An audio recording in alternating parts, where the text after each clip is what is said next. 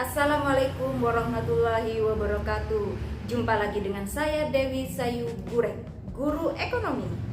Nah, anak-anak, sebelum kita lanjutkan materi perdagangan internasional bagian 2, jangan lupa like, komen, dan subscribe dulu ya.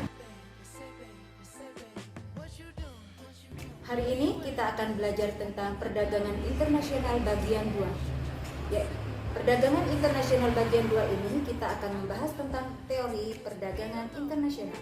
Teori perdagangan internasional itu sendiri ada 4. Yang pertama adalah teori merkantilisme. Yang kedua yaitu teori keunggulan mutlak.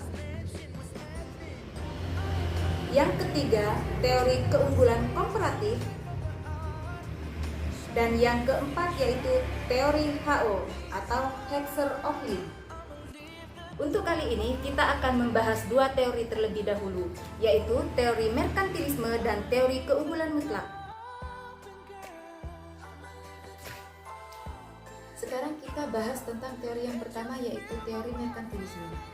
Merkantilisme sendiri itu artinya adalah paham yang ditandai dengan adanya campur tangan pemerintah secara ketat dan secara menyeluruh dalam kehidupan perekonomian. Gunanya yaitu untuk memupuk kekayaan logam mulia. Kenapa? Karena suatu negara dikatakan berhasil dan makmur apabila sudah menghasilkan logam mulia yang cukup banyak.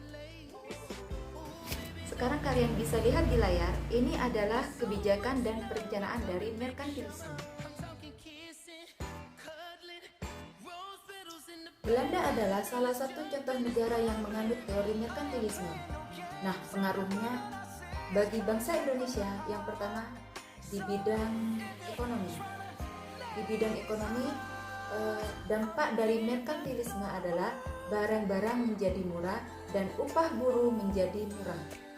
Yang kedua, dampak dalam bidang sosial, yaitu terjadinya urbanisasi secara besar-besaran. Dampak yang ketiga yaitu dalam bidang politik. Di dalam bidang politik ini akan menyebabkan berkembangnya imperialisme modern. Pengaruh merkantilisme bagi bangsa lain. Contohnya bagi bangsa Eropa, mereka mendapatkan untung yang sangat besar dari hasil bumi, sewa tanah, monopoli, kerja rodi, dan kerja paksa. Nah, yang kedua, terjadinya persaingan dan perebutan daerah koloni untuk mendapatkan emas yang sebanyak-banyaknya. Dan yang ketiga, terbentuknya persekutuan-persekutuan dagang masyarakat Eropa. Untuk selanjutnya, kita bahas tentang teori keunggulan mutlak.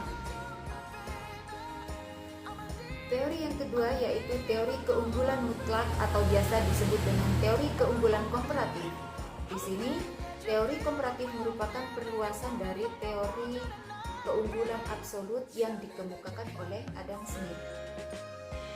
Nah, teori keunggulan absolut ini, setiap negara mampu memproduksi barang tertentu secara lebih efisien daripada negara lain melalui spesialisasi. Yang ketiga, keunggulan absolut ini diperoleh karena adanya perbedaan iklim, tenaga kerja, modal, dan lain-lain. Nah, anak-anak, sekian dulu penjelasan dari Ibu tentang teori perdagangan internasional. Sampai jumpa di lain waktu ya, di perdagangan internasional bagian 3. Kurang lebihnya Ibu mohon maaf. Assalamualaikum warahmatullahi wabarakatuh. Sampai jumpa lagi dengan saya Dewi Gurek, guru ekonomi.